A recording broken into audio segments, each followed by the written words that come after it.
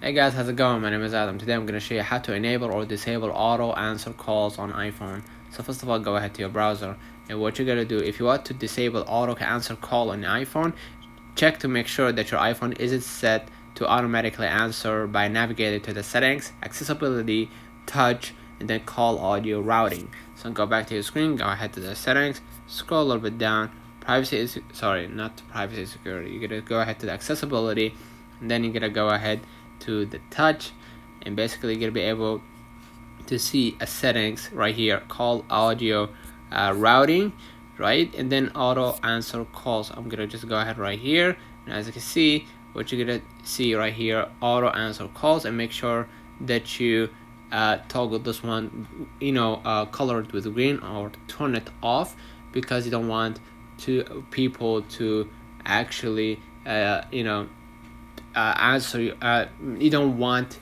to answer calls automatically, but if you do, you can just go back to the same settings that I showed you before and color it with green. So let me know in the comments if this video helped you. Don't forget to like and subscribe, and thank you for watching, and we will definitely see you in the next one.